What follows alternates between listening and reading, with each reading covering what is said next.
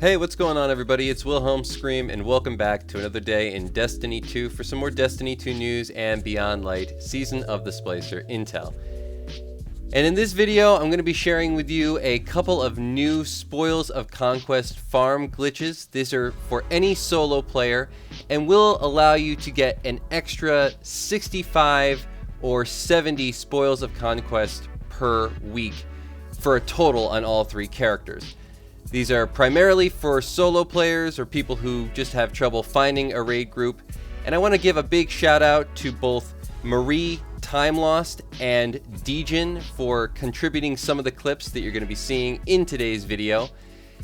But before we get into all the information regarding these new farm methods, I just want to remind everybody I'm still doing the giveaway on my YouTube channel at 50,000 subscribers. All you have to do to be entered into that giveaway is like this video, subscribe to the YouTube channel, turn on all the post notifications, that bell that's right next to the big red subscribe button, and follow me on Instagram or Twitter. They'll be linked in the description box down below.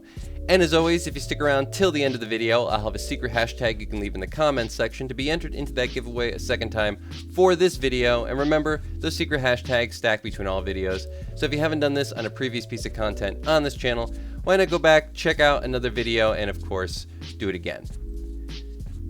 So you might have noticed that this clip that's playing in the background is how you get to the first secret chest in the Vault of Glass raid. Now, unfortunately, at present, the Vault of Glass is the only raid that awards Spoils of Conquest from the secret chest. Now, Spoils of Conquest are really helpful if you're trying to get some of those much sought after exotics that are available in the Tower Kiosk. They are essential. Things like the Anarchy, as well as the Sleeper Simulant, is another really good one. So you're going to want to figure out how to farm out as many of these as possible. I've covered several methods on this channel in the past, things like the Kali encounter that allows anybody to solo the Kali encounter in the raid. That particular boss kill awards you 3 Spoils of Conquest every week. So you can do that on all 3 characters. So that's a total of 9 spoils per week. And then, of course, there is this glitch that allows you to get into the Vault of Glass past the first raid door to get to the first secret chest that will, again, award you 5 Spoils of Conquest per week per character for a total of 15. But that's not really enough, and even if you're doing those every week, it's going to be a little while before you can afford some of those exotics from the kiosk. So we want to get as many of these done as possible every week. So the next clip is contributed by Marie Time Lost. They do an amazing Sparrow Fly across this gap. Now this is down in the actual Templar room. To get to this block on the opposite side of the room. Now if you want to know how to Sparrow Fly, there is plenty of tutorials online. I would suggest you go figure that out because that's going to be essential. You're going to need that Sparrow to get up onto that block so that you can drop behind it and onto this section. The reason you need the Sparrow is because once again, you're going to need to use that same kind of glitch that we used for the first secret chest, that is wedging the Sparrow up against the wall or the rock kind of gradient so that you can actually find a clipping point that you can then push through and get outside of the map. Now once you're outside of the map, there is a very long sort of downward jumping puzzle, and I really suggest you go watch their video in its entirety because it covers a lot more than just the glitch, but also just the route to actually get to the final chest. But then you can make your way down to the essentially this loading zone, and then once you hit that loading zone, you can then die and you'll be able to spawn inside the map again right before the Gate Lord door, and you can get that chest. Now this is definitely a complicated process, but the really tough part is going to be getting over that gap on the Sparrow. Now another thing you can do is use that same glitch to actually go down to the Gorgon maze and get that secret chest. So once again, if you want to know a little bit more about that particular route, I would suggest you go and check out Marie Time Lost's full channel because they have a more in-depth tutorial on this. This is sort of just the sped up version. But essentially you can get down into the Gorgon maze and then you can activate the secret chest by shooting the square nodes that you'll find scattered throughout. This is probably easiest done on a hunter, just because you have that invisibility that you can activate. But overall, this is another way of getting an extra 5 per week per character. So you just make your way down into the Gorgon maze.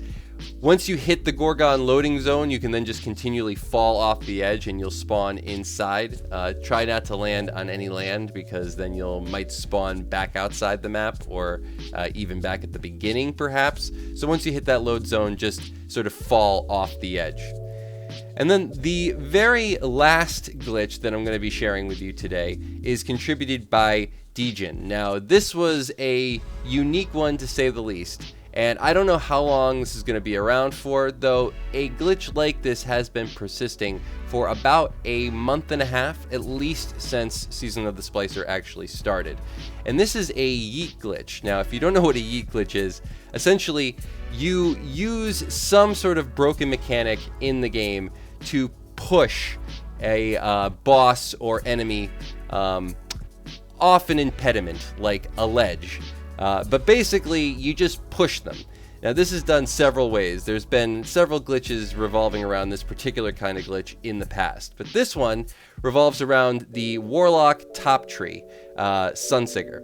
So basically what you'll do is you'll use the Heat Rising to jump up in the air, and then while you're in Heat Rising, you have to make sure that you blow yourself up, kill yourself, while you're in the air, hovering. You're going to have to do this several times, probably around 20. Luckily, you can do it fairly quick.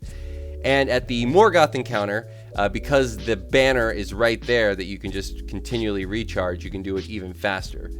But then essentially, you just fly into the boss. Now, you don't actually have to boost into them, you just sort of list into them. It's very odd, but this will push the boss successfully off the ledge.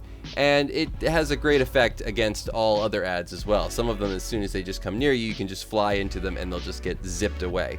But even something like Morgoth has no real reluctance to being flown off the edge with something like this.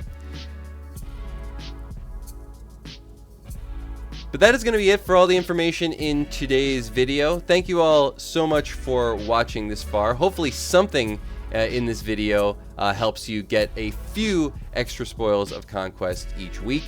Like I said, there are some other methods that I've talked about in the past. I think the Kali kill is actually one of the easiest, though it's only for 3, so is this one. So it's another good option. That video will be linked somewhere in the top right corner or bottom right corner of this video. You can go back and check it out.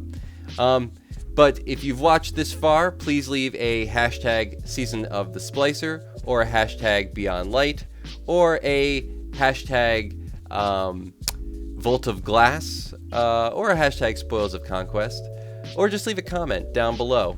And as always, I am Wilhelm Scream. Of course, we will see you in the next video.